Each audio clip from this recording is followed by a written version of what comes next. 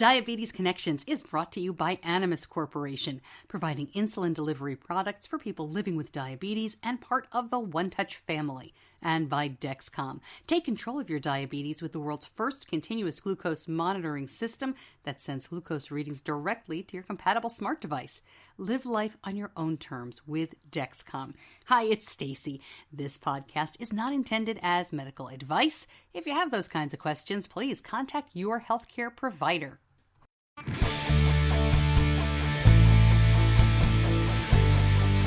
This is Diabetes Connections with Stacey Sims. This week, finding the humor in a life with diabetes. My guest talks about the business of comedy and about using his own experiences with type 1, including eye surgery in his stand-up act. And my biggest question is, why do I have to strip down in my underwear to have eye surgery? No one has been able to explain this to me. And I had this surgery back in like 2005. It's like, I want to know, why do I have to strip down to my underwear in this refrigerated room for you to have eye surgery? It's not all jokes with Chelcie Rice. We talk about his diagnosis as a young adult, how he uses the comedy circuit to raise money for diabetes causes and to educate about stereotypes. Plus, Apple's secret diabetes plans and a T1D travel tip that makes a lot of sense, even though I'm not sure I'd do it. It all starts now on Diabetes Connections. Welcome to the show. I'm Stacey Sims. Glad you could join me for another week of the podcast. If you're new to the show, welcome. So glad that you found us. Here's what we try to do on Diabetes Connections. We educate and inspire about type 1 diabetes by sharing stories of connections from movers and shakers in our community, healthcare companies and technology folks that we rely on, as well as everyday people who aren't competing in the Miss America pageant or sailing around the world all by themselves, just trying to live day to day with type 1 diabetes. I was thrown into this world 10 years ago when my son was diagnosed, just before he turned 2. I have a background in TV and radio, local news, and that's how you get the podcast. So believe it or not, we are coming up on 100 regularly scheduled episodes. Pretty cool milestone. And to mark that, I want to do something really different. So I'm doing an Ask Me Anything. Hopefully this is a good idea. And that's going to be a Facebook Live event. It's May 1st at 11 a.m. If you follow the show on Facebook, it's Diabetes Connections, very easy to find. You've seen the post. If not, please go check it out. I'll repost it. And you can put your questions for me there. You don't have to join the live show. You know how it works on Facebook Live. The video will rebroadcast, and I will also put it up in a podcast episode form later on. But you can get your questions in advance, and I'll talk about diabetes or radio or anything you want to know. It doesn't have to be just about what we normally talk about on the podcast, which makes me a little nervous, but I think it'll be a lot of fun. Also want to let you know that next week, I am very excited. I spoke to Ed Damiano. He is with Beta Bionics and the Bionic Pancreas. You may have heard of the iLet. This is one of the much-awaited artificial pancreas projects that is out there, and that episode will be up next week. Love talking to Ed. I checked in with him around this time last year, and he's been working on this project since his son was diagnosed. 16 years ago, his son was diagnosed before he was 1. He goes to college this fall, and the goal was to get that iLet, that bionic pancreas, on him before he went. So we'll talk about that. I also want to talk a little bit about big news from Apple. Now, I say big news, but it really is possible news, let's put it that way. So the report came from CNBC recently that Apple has about 30 people, trying to monitor blood sugar without drawing blood. It's like the holy grail of health initiatives and solutions, as they talk about in this article. Basically what they're trying to do is make the Apple Watch a must-have for people with diabetes. And the news came out, and the stock market, went bananas in this sector. Dexcom briefly took a dip. But what I think is interesting about this, certainly, is that it's Apple, so we know that they are very secretive. We also know they have great success, but not everything they touch turns to gold.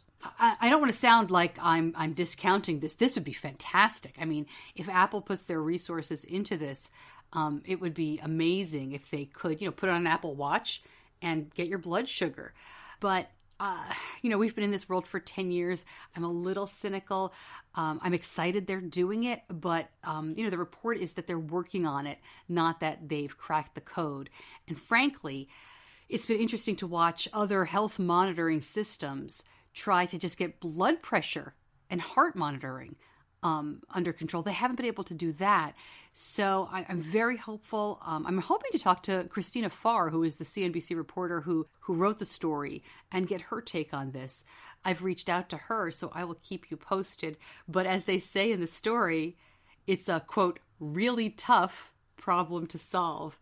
And that is an understatement. I like to point out sometimes when I talk about watches or new technology like this, I covered the Gluco watch.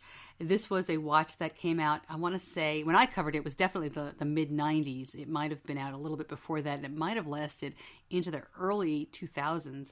But this was a watch that was supposed to monitor your blood sugar through your skin, and it was some kind of electrical thing. But basically, it kind of zapped people.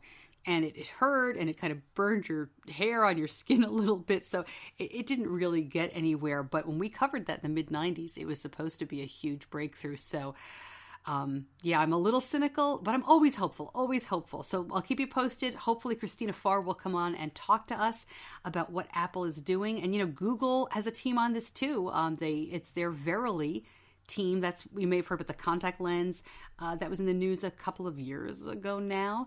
But hey, they're going to get there, and it's awesome to have more people racing to get there first. Let me talk a little bit about one of our great sponsors, about Animas, and I was excited to see that with the new insulin delivery system, Animas and One Touch are coming together. I've been happy with Animas and its products for nearly 10 years. We've been using Animas pumps for my son, for Benny. And we also love the One Touch products that help us make managing his diabetes more simple. Putting these two brands together makes perfect sense to me. Now, One Touch has an even wider range of products available to help people confidently move forward in managing their diabetes. To find out more about Animas, part of the One Touch family, go to diabetes-connections.com and click on the Animas, part of the One Touch family logo. This past weekend, I was really fortunate to be invited to go to the Healthy Voices 2017 conference. This is a leadership conference for online health advocates. It is sponsored by Janssen, which is part of Johnson & Johnson. And so different health advocates representing different health communities, not just diabetes, come together to learn to share and help with platforms, talk about social media, how to tell stories, fun stuff like that. So I will be talking more about that on next week's show. And as I'm taping, I haven't gone yet. I will be talking more about that on next week's show. But if you're interested in learning more about what happened at the conference, I'll link it up at diabetes-connections.com. And the hashtag is Healthy Voices 17, and it's healthy spelled HEALTHE Voices 17. And I'll link that up as well, because there's some incredible advocates, again, not just diabetes, who are speaking and presenting and going to this. And I'd love for you to check them out. And again, I'll talk more about it in next week's show. Recently, I shared a tip about what to do if you forget a clip for your pump inset at the beach. You can use the end of an old tubing as the clip and keep the sand out. Well, after that tip, which was 2 weeks ago, it was during that episode about Afrezza inhaled insulin, I got some other great tips from people. I got some fun feedback. Some people said, I never have to use a clip, and I never get sand in the inset. Well, we do, so we definitely need to use a clip. And one or two people said, I didn't even know what those things were that came with my pump insets. Thanks for telling me what the pitchforky thing is and what it does. So I'm going to share these other tips as we go along. Send yours in. It would be fun to make this kind of a regular feature. Diabetes tool tips or something. I don't know. But you could probably come up with a better title than that. Send me your tips at Stacey at diabetes-connections.com. And if we get enough, we'll make it a regular feature. So here's one that I love. Susan Avalon sent this in, and storing insulin in the hotel rooms, when you travel, is not the best idea for a couple of reasons. The little hotel fridges are notorious for freezing insulin. I don't know if you know that, but one bad experience will set you off for life. And then if you only use the fridge for insulin, it's very easy to leave that usually unopened backup insulin behind. Because if you're refrigerating it, quite often it's not what you're using, it's your backup, because insulin can stay out of the fridge for 28, 30 days.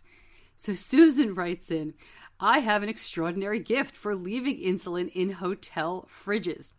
During my Italy trip, I learned a great way to remember to grab the insulin. She says, I put one of my shoes in the fridge overnight. Can't leave the hotel without my shoes or the insulin next to it. Susan, thank you for sending that great tip in. Put your shoe next to your insulin and you will not leave it behind. I'm not even sure what to say about that. I love it because I have left insulin behind. Although I left it in my mom's fridge, and I don't think she would appreciate me leaving my shoe next to the butter compartment in her refrigerator. But how great is that? Maybe leave your key, maybe your car keys. I love it. I thought that was a really fun and creative way to not leave it behind. And by the way, if you're concerned about freezing the insulin and you're going to be in the hotel room for more than a couple of days, put something in there. Put a cup of water, a piece of fruit. Put something in that you won't mind if it gets frozen. And then really in just a couple of hours or overnight, you'll know if it's going to be an issue. I'm not sure how you would test your shoe. That would just be cold. I wonder, and maybe the refrigerator might get a little stinky. Now, what about the next person who uses that refrigerator? Oh my gosh. Anyway, Susan, thanks for writing in. And again, if you have a tip like that, let me know. Stacey at diabetes-connections.com. It'll be fun to see if we can compile a few of these. All right, more from another sponsor, from Dexcom. And when Benny was younger, he was totally out there sharing about his diabetes, like little kids do, right? He didn't mind checking or dosing in class or during sports, anywhere. But like a lot of middle school kids, he's getting more private. And I was surprised to see how much the Dexcom is helping with that. Being able to discreetly check the display on his smart device or the Dexcom receiver is a lot less cumbersome than getting out all the gear to finger stick. The Dexcom G5 Mobile Continuous Glucose Monitoring System is the first FDA-approved device to let you make treatment decisions without pricking your finger. CGM-based treatment requires finger sticks for calibration, may result in hypoglycemia if calibration not performed or symptoms expectations do not match CGM readings. For more information, go to diabetes-connections.com and click on the Dexcom logo. My guest this week is Chelcie Rice. He goes by a diabetic comic on Twitter, which is how I met him. We crossed paths during the DSMA Wednesday night chats. Do you know about those? So DSMA is Diabetes Social Media Advocacy, and about 5 years ago, those started up. And it's every Wednesday, 9 p.m. Eastern on Twitter.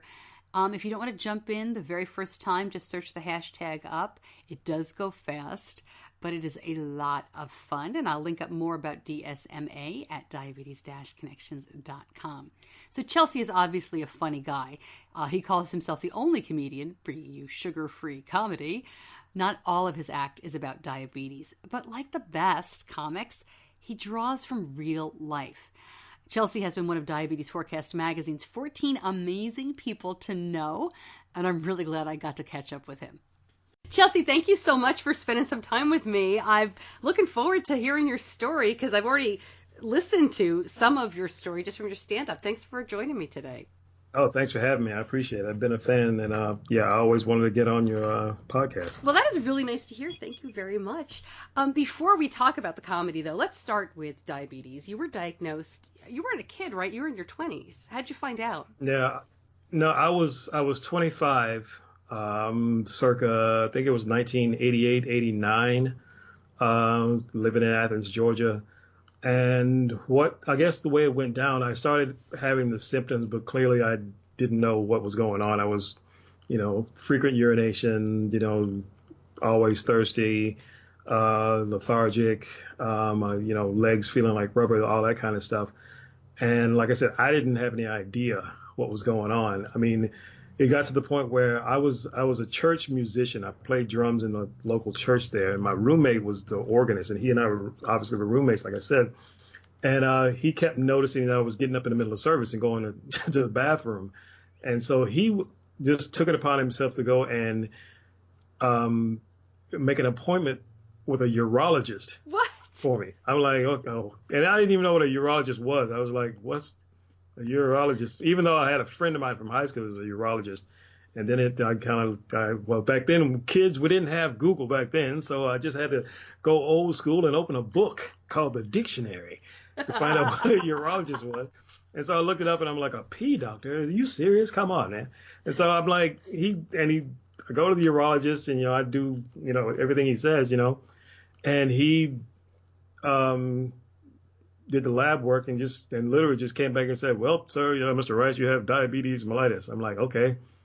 And that was pretty much the end of the conversation. After that, he put me in the hospital for like a week. My job at the time, I worked at a hospital.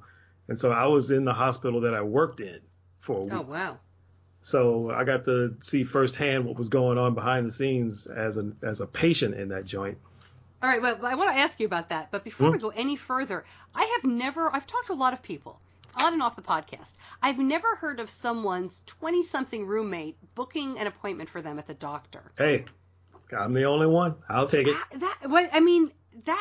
That was some initiative on his part. Yeah. Did part of you think he was nuts? Yeah, I mean, when he set it up with a urologist, I was like, I could understand a general practitioner, but a urologist. I mean, it's kind of specific. I was like, he's peeing a lot. So who studies pee? A urologist. Jenga, let's set him up with us, dude. I appreciate it to this day because honestly, if it hadn't been for him, it would have gone on even further and no telling how long. Oh, yeah. I was, 25. I thought I was bulletproof anyway. I thought I was just, going through whatever. And sure. And so there's no telling how long it would have, it could have easily gotten worse had he not done that for me. So, I recently, I reconnected with him about maybe 2 years ago. Oh, that's great. After, not speaking to each other because we just got split up and, the power of Facebook, we found each other and then, we got back and, connected. And so, like I said, I to this day, I tell anyone that I owe it to him for, setting that up. Even though my grandmother, who was diabetic at the time, she was a type 2. She tested my blood sugar once with her glucometer and told me that she thought I was diabetic. But, my mother didn't really want to accept it. And so it really didn't go any further than that. But, wow. Yeah, it was, but say, like I said, I owe it to him to, that it was just, I just owe him that. Yeah. Day. So when you're in the hospital then, as you said, you want to see it from a different perspective. Oh, yeah. What was that like? And also, I'm trying to think of the timeline because these days it seems like the most, unless you're in a terrible situation and you've been in, deep DKA, they leave you in the hospital for 3 days for education and send you home. You're there for a whole week. Were you sick the whole week, or was it more about learning stuff? Excuse me. I think it was more about the majority, at least the first few days. I know they were heavily rehydrating me. I was on IVs for like, at least 2 or 3 days that I remember, because my weight. I'm like 5'11". I got down to like 150 pounds. Wow. My waist was right at about a 29 or a 30. And yeah, so they pumped the fluids in me for like a couple of days. I'm pretty sure it was at least a week. I would say it was like at least 3 or 4 days, if not a whole week. I may have gone in there on like maybe a Monday, and I think I may have left maybe a Thursday or something like that. But it was like you said, the majority of it was education. Nothing. I don't know anybody that's been currently diagnosed and what they have to go through today when they're freshly diagnosed. But I know then pretty much all. They gave me a bunch of books. They taught me how to give myself shots. And that was about it. So what was it like to be in the hospital as a person who worked in the hospital? It was kind of enlightening because, like I at the time I had worked in housekeeping or the janitorial services or whatever. So I got to see basically what it was like to be in that situation and have to, deal with nurses coming in constantly, checking my blood sugar, checking my IV poles and all that kind of stuff. And it was just, I couldn't really sleep because I don't really sleep well on my back. So that was kind of it was kind of uncomfortable. And plus it was kind of difficult, my parents, because like I said, my mother didn't want to accept it at first that I was, diabetic. But, when I was finally diagnosed and in the hospital, it kind of sunk in, and she was really, I couldn't get her to go home or at least go somewhere else to, get some better rest. She just stayed there with me, so I was a 25-year-old baby still, I guess. Of course. So, but it was pretty enlightening because I got to see exactly because I had never been in the hospital to that point for anything. And so it was pretty wild to be a patient and to see what goes on in that place after, working there for all that amount of time. Now, when you left the hospital and you're learning how to do shots and adjust to this new life, did you adjust pretty easily? Was it something that shook you up for a while? I can't imagine at 25 having to make that change. It was in a sense because that's when I had first started learning how to cook for myself. I started out baking, and of course, what else was I baking but homemade chocolate chip cookies? And so, I would make those things every other week. Me and my roommate would sit there and just shovel those things in our faces and just like have all kind of, chocolate cookie acne in a couple of days I have to deal with, and then I had to like kind of give that up, so that was kind of different. I wasn't so much of a bad eater. I was 25, but I wasn't really eating as healthy as I should, other than, the hospital food that I was eating in the cafeteria at work. That was about as healthy as it got. And like I said, as I learned to cook, I learned to do a little bit better for myself. And, being diagnosed kind of pushed that forward. It's like I'm going to have to do a little better. So as time progressed, as I got older, I got more into cooking and learning how to cook different things. The aspect of taking shots at the time, oddly enough, it didn't bother me. Because I've got some sort of twisted kind of, not that I'm, I enjoy sticking myself with needles or anything. But I always just had this weird curiosity about stuff. So I was like, okay, I get to take myself a shot. Cool. Okay, let's try this. And this was before, the micro needles and all that kind of stuff. They weren't like the big long needles you have to sharpen yourself like they had in the 50s or anything. But it was still, this was the mid 80s. So the needles were still kind of long for an insulin needle. And, no pens, right? They didn't have the insulin pens. No, didn't have the pens, at least not that I knew of.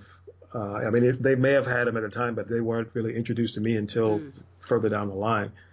At least maybe 5 or 6 years later, I got introduced to those. But I didn't really start out with a whole lot of insulin that I had to take per day. It was just usually just small dosages that I'd have to take a couple of times a day. And I guess they call that the honeymoon effect, I guess. Yeah. And so it just kind of grew, but I didn't stress over it that much. I was kind of surprised that I didn't. I thought I would have, just kind of lost it, but I think I did pretty well.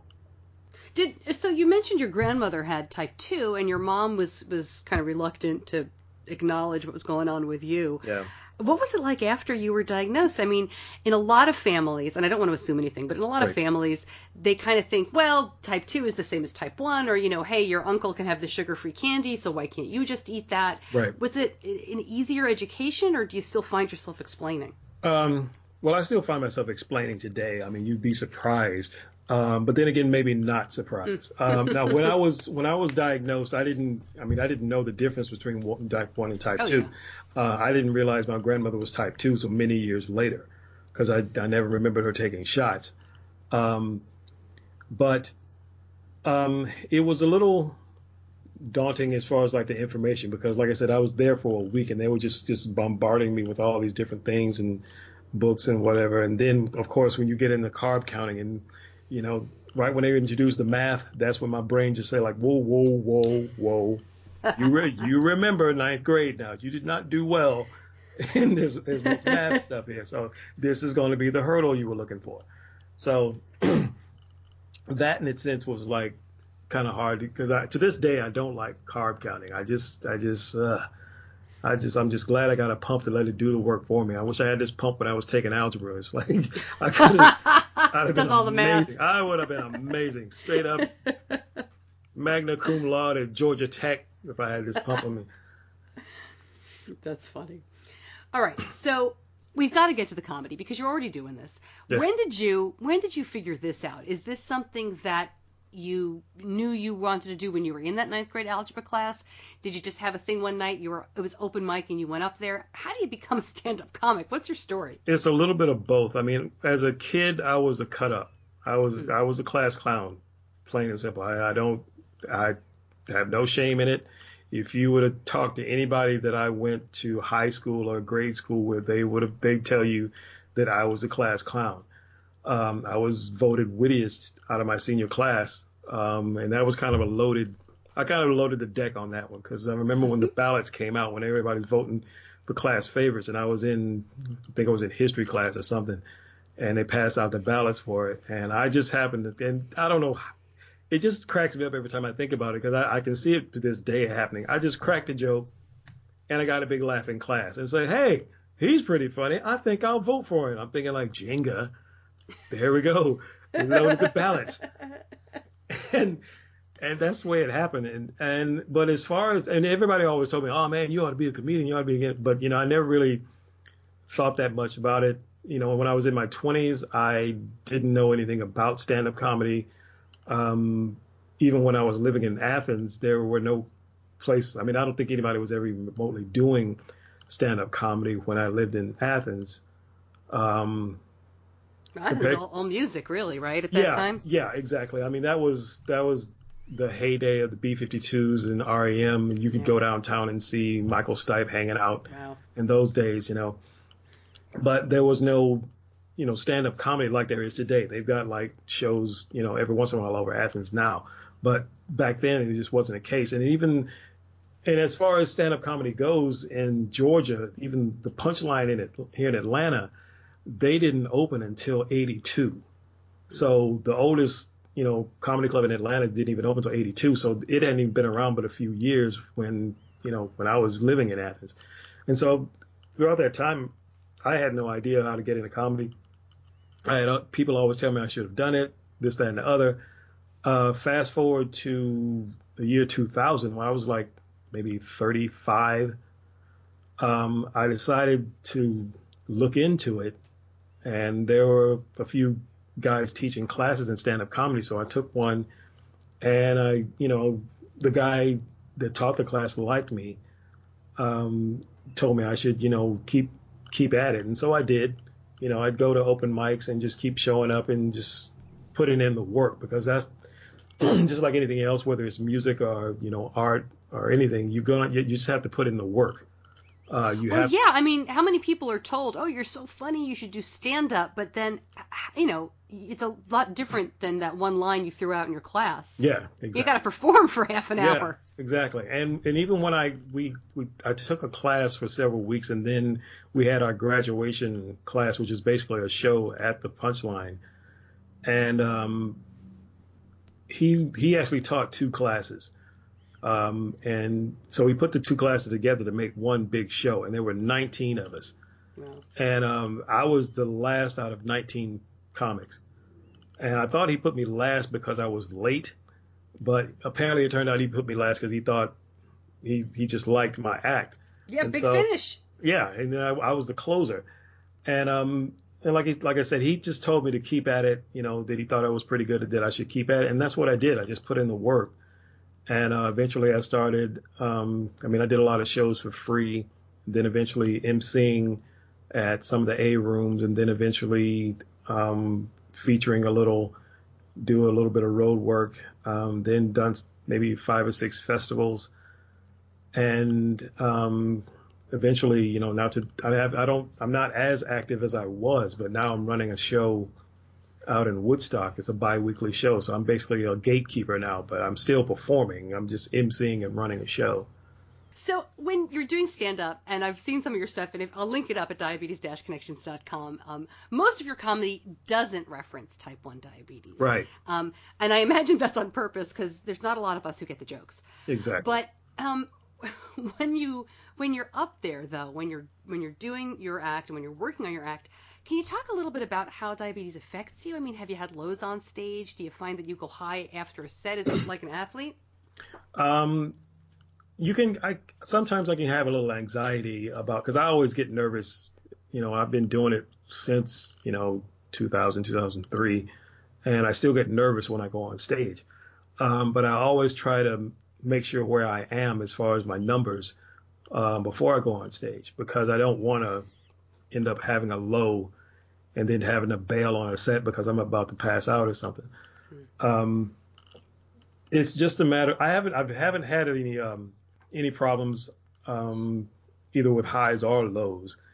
There's always the stress that comes with performing, and sometimes that can obviously raise my numbers to where I need to treat.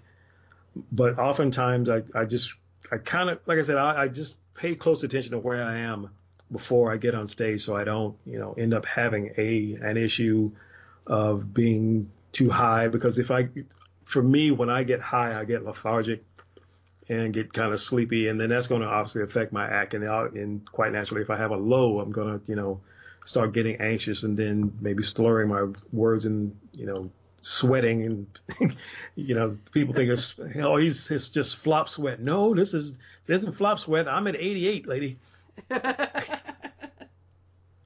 So you said you wear an insulin pump. Do you wear a CGM at all? Yes, I recently started. Well, I had a CGM because that worked with my pump, and then we ran into issues with the insurance, and then I started wearing a different one, the Dexcom, not even a year ago, and I've enjoyed it. It helps me a lot because it helps keep me knowledgeable where I am. Like I said, you always know where you are.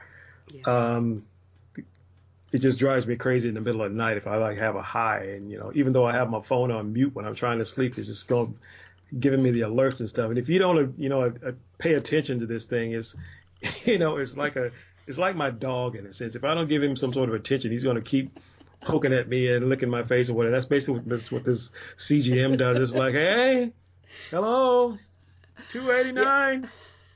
Well, and we have the Dexcom as well, and I will, obviously I'm a parent of a kid with type 1, so I want to make sure I can hear it overnight and blah blah. Right. But there are nights when I'm like, he's fine.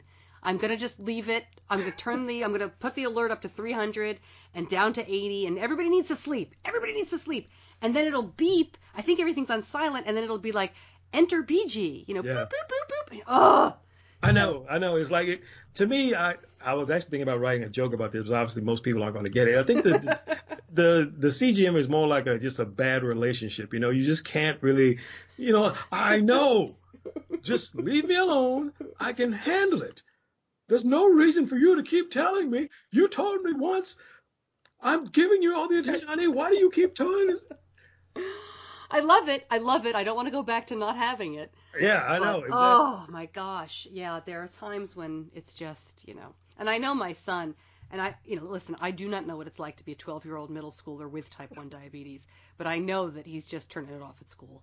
I know that he's just like, yep, I'm good, click, leave me alone. Yeah, I don't blame him because I'm the same way. It's like, especially if I'm trying to do something like, if I'm watching a movie on Netflix or something like, if you don't mind, I'd like to continue with my life. But you have done comedy about type 1 or to benefit type 1, right? Tell us about that. That's that sugar-free comedy? Sugar-free What's comedy, that? Yeah. Basically, sugar-free comedy came out of when I first, I guess, started performing regularly. A couple of guys were running a little comedy show in Buckhead. And what they started doing was kind of they would do benefit shows for different organizations. It might be an animal shelter or someone's friend may have MS, they do a fundraiser for them, and then they do all these different fundraisers. And I started thinking about, well, okay, maybe I could do one for diabetes, and that's where it started. I started. Well, this was before, I guess, Facebook really took off. I mean, we were still using MySpace. If any of you kids out there remember that. It's amazing that we had lives before social media. We had paper we wrote on and stuff. We had fax machines. What's this ink pen you speak of? Address book? Are you kidding me? What the? I gotta write in it? Were you really on MySpace? Oh yeah. Well, MySpace was really, it was unique because it started out as a music page where musicians could go on and post their music and market themselves. And then what they started doing, comedians started following suit and using it the same way musicians were. And then MySpace came up with a kind of a breakout point called MySpace Comedy. And they just started using it to where, obviously comedians could like develop fan bases. That's where a lot of comedians today started their fan bases that they have now, either on Facebook or on their own websites. It started out on MySpace. Guys would go out and buy domains and have it, and they wouldn't create a website. They just link that domain to their MySpace page. And so that's where it all started, with comedians marketing themselves in a sense, at least online. And so, yeah, I was on there like everybody else. And that's what we did to market the sugar-free comedy. Just kind of putting it out there, letting them know, hey, we're going to be doing this at such and such a time, and the money's going to go to, for what I was using it for was the ADA, because I'd signed up for the walk, and I was much too lazy to go around asking people for donations. And so I would figure like, okay, this is cool. I could just have a show, charge $10 at the door, and then just, take those funds and make them donations and just give that as my, I wouldn't make it great. I wouldn't make it as much donations as some of these, medical companies and stuff, but I was hanging in there. And actually the sugar-free comedy, that's where I first met Team Type 1, Phil Sutherland. Yeah, that's where I first met him. We did a show for Team Type 1 when these guys were just a bunch of guys, Type 1 diabetics just getting together, just, doing bike rides and stuff. I actually dug up one of the T-shirts I got from him way back when. How did you guys find each other? Was it through the comedy, through the MySpace stuff? Oh, that's neat. Yeah, I think they approached my friends that were running the comedy room. They wanted to do a benefit, kind of a fundraiser for their group, for the team. And it was kind of like, I guess, kismet. I'm diabetic too, so I kind of fit in it because he's a guy with diabetes like the rest of these guys, and he's doing comedy. So it kind of went from there. Oh, that's great. That's funny how the circles kind of go, how you find this person and that person, and then we all kind of connect. Yeah. So the sugar-free comedy isn't about diabetes necessarily. It was kind of more of a fundraiser. Yeah, exactly. I mean, it kind of grew into trying to find a way to spread information without just boring the heck out of people. I mean, we talk about it. We try to get the ADA to come out and, pass out some information and stuff. But it's kind of a way of, I guess, like that song from Mary Poppins, A Spoonful of Sugar helps the medicine go down, in a sense. My thing is, let's deliver the message about diabetes, at least get the information out there and get it on people's radar, but in a way that, it's not, we're not coming off as like a infomercial or something at 3:00 in the morning. What do you think of diabetes comedy? Because to me, there are jokes that other people make about diabetes. Jim has 10 candy bars. Take away 2 candy. What does he have? Jim has diabetes. Ha ha. That kind of garbage. But there is a lot of power in humor. Yeah. And we have found a lot of ways to laugh. I mean, my son was diagnosed before he was 2. And if you're not going to laugh at potty training with a kid with type 1 wearing an insulin pump, and all these crazy things that happen. I just feel like humor used properly can have a lot of power. Where do you stand on diabetes jokes and things like that? For me, how I got really inspired to do comedy about specifically, this is the thing I try to get people to understand when I tell them I do diabetes comedy is I do comedy about my diabetes, my experiences. I don't make jokes about the complications, the blindness or the losing limbs or things like that. I don't, those type of jokes, when I produce shows and when I work with other comedians, a lot of times they find out I'm diabetic and they'll make those type of, crude diabetes jokes. And my defense is I try to educate them. And that always knocks the wind out of them every time. It's like, well, they do the joke about, 10 kilograms, now you got diabetes. Oh, yeah, but, diabetes doesn't work that way. And then when I throw that at them, it's like, oh yeah, well, it was just a joke. Yeah, I understand. But, humor, real humor is based in truth. That's been the cornerstone of the best comedy ever is when it's based in truth. And that's when I say I do more comedy about my diabetes that I experience. I tell stories about when I had eye surgery. I had vitrectomies in both my eyes. I've had surgery to remove cataracts from both my eyes. And so I tell jokes about, my eye surgery because to me, it was ridiculous.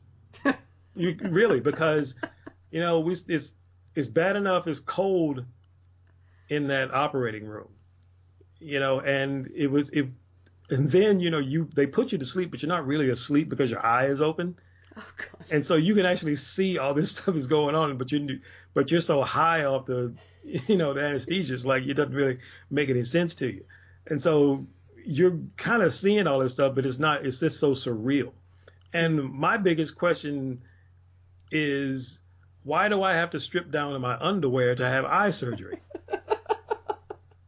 I'm sorry. No one has been able to explain this to me.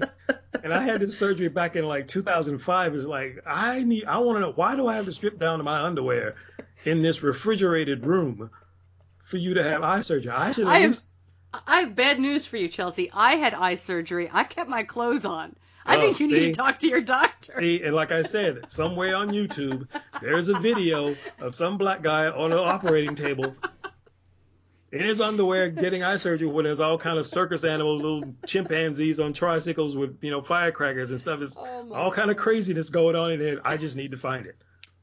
Are your eyes okay now? Are you all right? Well, in my right eye, I've lost most of the vision. It's because the retina had detached, and they filled it with, I guess, a silicone oil. I guess I have a Nike shoe in my eye now. I don't know. So it's not really. I don't really see much in it. It looks like I'm looking through. Looking through a bottle of, hand soap or something. It's just not clear. The left eye is. I think I've got I would say 95% vision. I can still drive. I just don't do as much driving at night because the glare is just really too much for me sometimes. But I can still make do. It was depressing to have to deal with it, and still is at times. But getting back to the comedy, that being able to laugh at it and to be able to find the humor in it is empowering. That's one aspect of why I like to do it. The other aspect is I had got an opportunity. I used to work at a comedy club. I used to be a sound guy. And one weekend I got to work with comedian Robert Schimmel. Robert had been diagnosed some time before with lymphoma. And he used to talk about his cancer in his act. He used to talk about, when he was diagnosed and all the treatments he had to go through and the craziness dealing with his parents and his wife and daughter. And, I talked to him about that, and he told me that, it's almost my responsibility to talk about my diabetes on stage, because he said there's somebody in that audience that's out there that needs to hear that is going through what I'm going through, maybe less, maybe more, but they need to hear me talk about that because they haven't been able to really talk about it and to be open, about their diabetes and how it affects them, and just to talk about it. And sure enough, when I started talking about it, people would come up to me after the show. They would show me their pump. They would strike up a conversation, thank me for, talking about, the diabetes. And so that connection with the people that have it, that it proved to be a positive thing, because it pulled these people out of their shell. Because I don't know whether it's a Southern thing, I don't know but around here, people don't like to talk about their problems very much. And least of all, that they're dealing with diabetes. They don't want to talk about it because there's clearly a stigma with diabetes. And I think a lot of it comes from the crude jokes, the bad jokes about it, because there is a stigma of being lazy or being fat, and placing that as like a blame, that you're the blame for your diabetes, and which makes people ashamed, or just don't want to, they just really want to be quiet about it. They don't want to share it with anyone.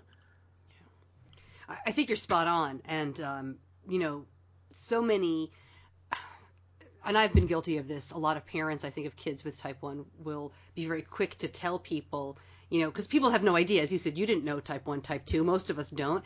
And they'll say, well, which one does he have? And it's, well, obviously my child has type 1 because, he couldn't eat too much and not exercise and that kind of thing. So he didn't bring it on himself, when we know so much more about type 2 now that it's not about that kind of blame.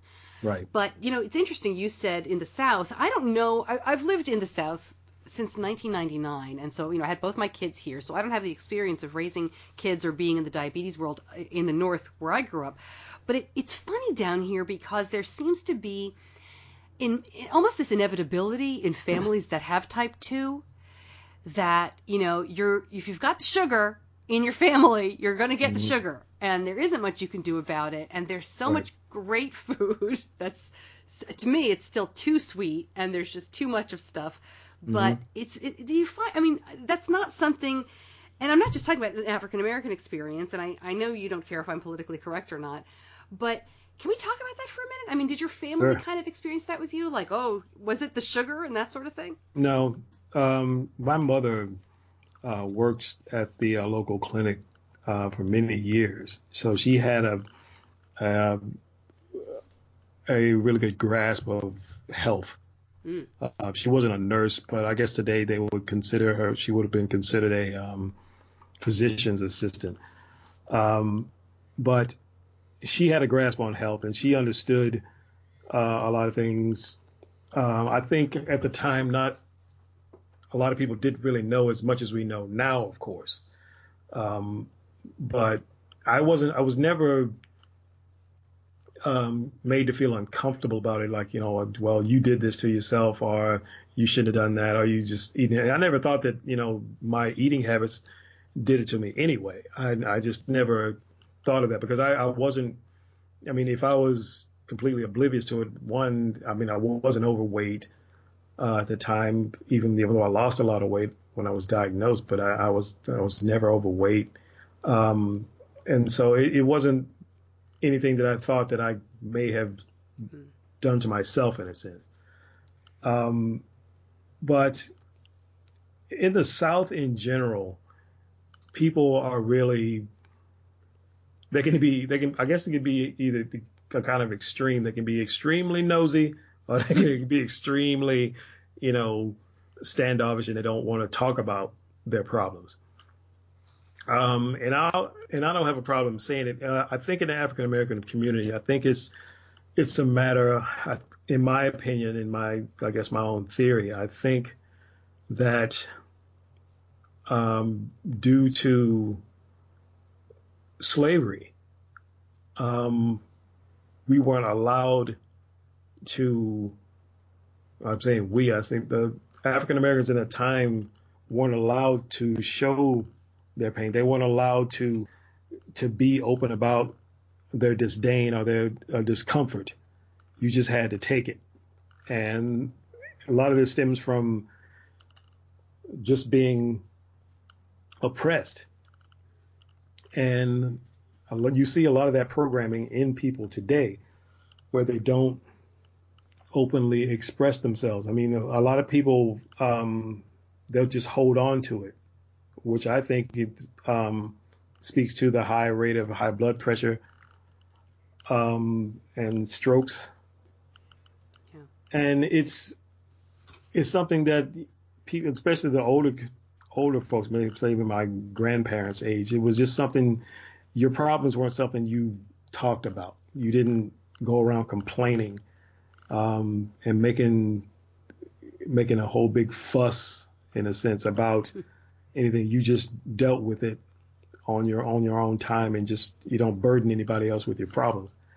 And that's something that I want to try and educate people, that you don't have to sit back and just accept this, especially if you've been diagnosed with type 2, which is obviously more prevalent, and or type 1. You don't have to sit there and take it.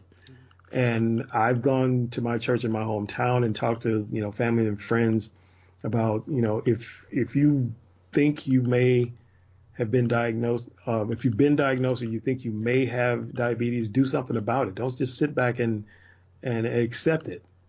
And I've got a friend now, her husband reached out to me and told me that she had been recently diagnosed and she's having a hard time. And I want to talk to her, even though I don't really know that much about type 2. My father is type 2 also, so I'm kind of learning from him. Yeah. But I try to tell him and anybody else I know, it's like, you don't have to take this. You don't have to sit back and just be quiet. You can take control of every aspect of your diabetes. Don't be afraid to ask your doctor questions. That's his job. If he can't answer it, fire him and go somewhere else. Absolutely. Yeah, and I think that's so great. That to me, just you being able to talk to one person helps so much, because that's how we learn. We just learn from each other. I mean, Yeah. Sure, they're medical professionals. They're wonderful. They're helpful. We need them, but we need each other. Yeah, and So that's the great. thing about the diabetes community is much of the people, whether it's online or just door to door, we have the ability to help each other, and it's something I see differently than a lot of other conditions. Is that obviously the diabetes is a mostly self-managed condition. It's on us. We have to do the finger sticks. We have to do the ketone test. We have to do that. All the stuff is on us.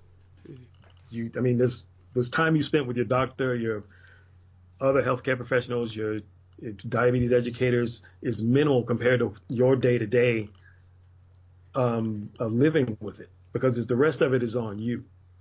You go to the doctor, he's going to ask you for your numbers that you have. He's not going to ask for the number. He's going to go pull up the numbers like he has access to all of them. He's going to ask that of you, because he wants to find out whether you're doing what you need to do.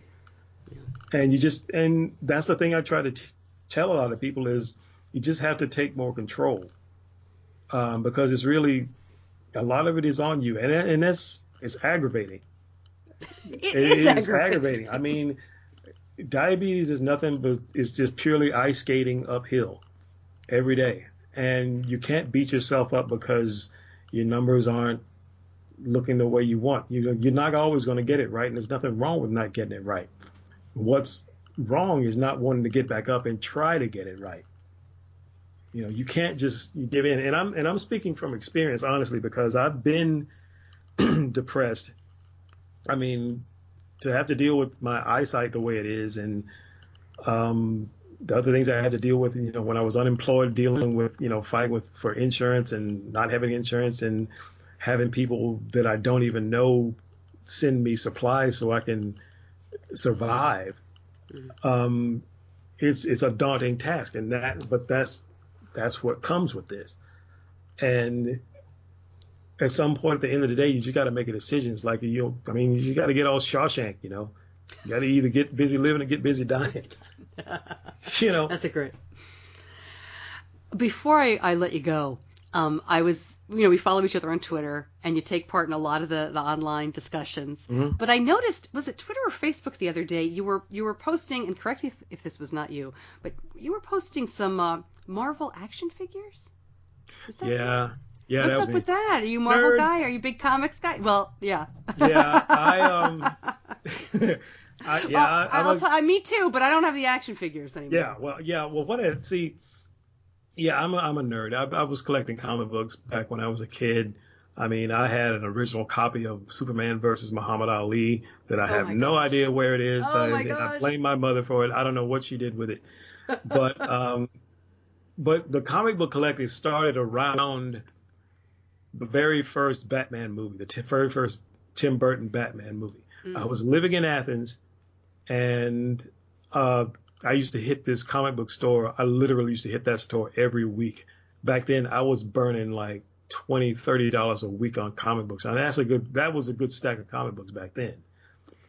And funny story, the church I was playing drums at, we're sitting there, rocking out in church. All of a sudden, these two Caucasian ladies come in to service and sit down and, stay for the whole service.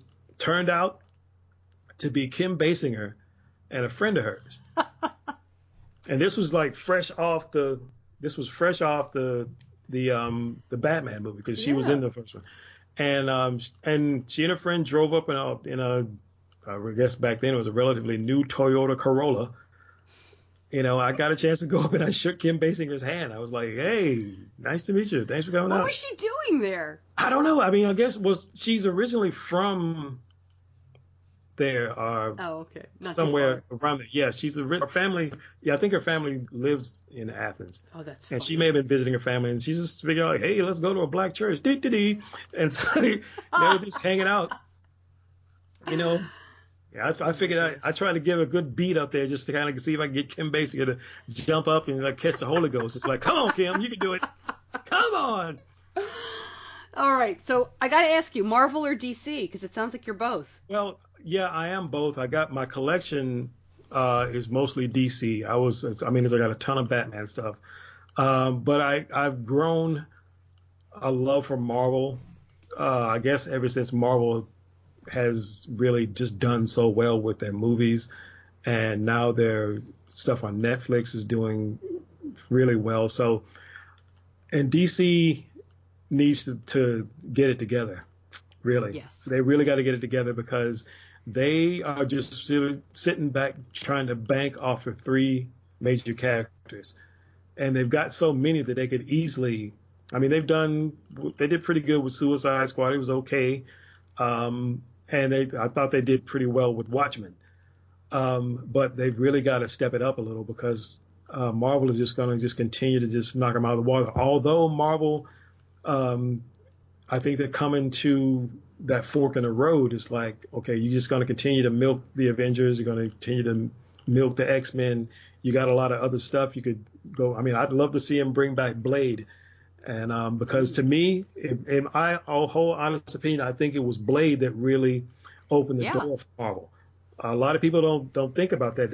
They forget that Blade was a R-rated, kind of obscure character, and it did so well, even though they just ruined it in the sequels.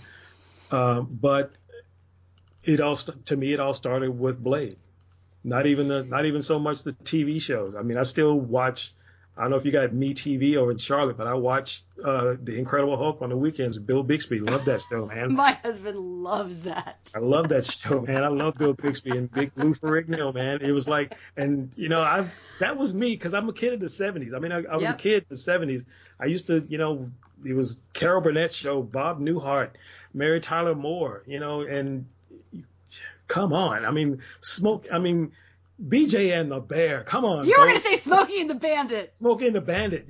Cannonball Run. Cannonball Run. Every Hal Needham movie that you could come up with. I mean, that was me. Great. That was me. And, like I said, I'm a kid of the 70s. TV was it. And so, yeah, I'm a nerd. Are you watching Legion?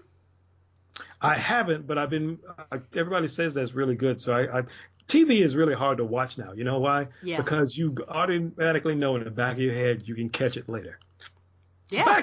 Back in my day, kids, you'd sit up and watch TV all till the summer came, and then you get to really watch reruns, because if you missed it in the fall, you ain't going to see it. I try to explain it to my kids. If you didn't watch it, you didn't watch it. Nope. That was it. They have no concept. You had to run home. Yeah, definitely. And I laugh about the comics because I wasn't quite the nerd myself, and I loved X-Men was what I got into in high school, and left it alone for quite a while. But I've gotten my kids into all of it, and they all went and saw Logan without me. Oh wow! Very upsetting. So I will go see that by myself. Cancel. I have no problem.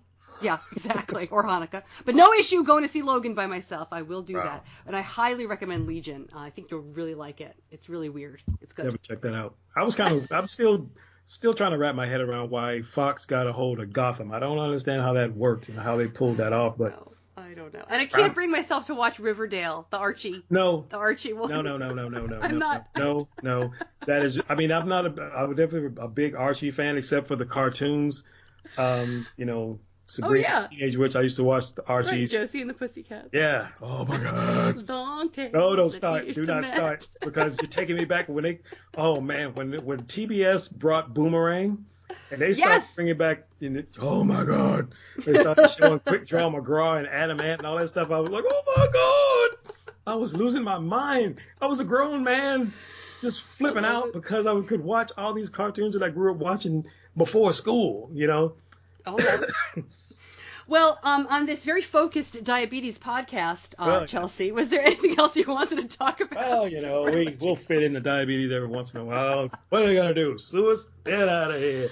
Are you working on a new events? Are there more sugar-free comedy events? And if there are, let me know. Yeah, definitely. What I'm doing is the venue where I do my bi-weekly show out in Woodstock. I'm talking to these guys about letting me do a night, hopefully on a weekend, which will make it easy to draw people in to do the show. I've been reaching out to some folks at the ADA about getting involved because when I told them, because it's like they rotate people out that are in charge of these events, and so I've worked with like 3 or 4 different people many times I've done this show, and the young lady that I spoke to was really excited about it, and I need to get back in touch with her, and so we can try and get this thing moving again because I'm really looking forward to it, and I want to try and get some more information out there, get some ears out there, draw some people in, pull some people that have diabetes and haven't been participating in the online chats like you and I do. I want to get them in there. I want to see like a ton of people in these chats and stuff and get these people, involved and motivated because we're at a time now. It's,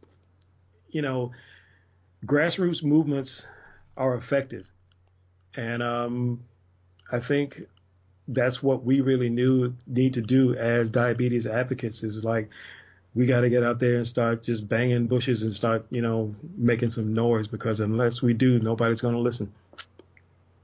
Well, I appreciate it very much. Let us know when the next show is, and I will link up all your information on the website. Chelcie, it's been great talking to you. Stacey, I really appreciate it. Thank you very much.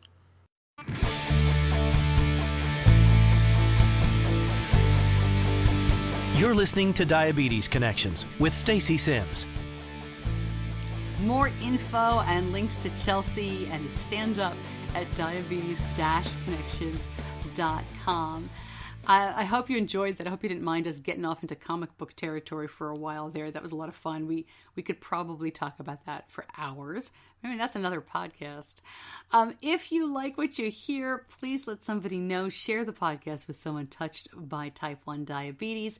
If you're listening on a podcast app, like iTunes or the Apple Podcast app, please subscribe. Hitting subscribe, leaving a review helps other people find the show, and it will reach more people that way. And keep in mind that May 1st at 11 a.m., I'm doing a Facebook Live. You can ask me anything, and you don't have to wait to submit a question. You can do that right now via social media. There's a big post on Facebook, me looking like a dope in front of the microphone. You can post on that and let me know what you would like to talk about. Thank you so much for joining me for another week. I'm always so glad to have you along. I'm Stacey Sims, and I'll see you back here next week.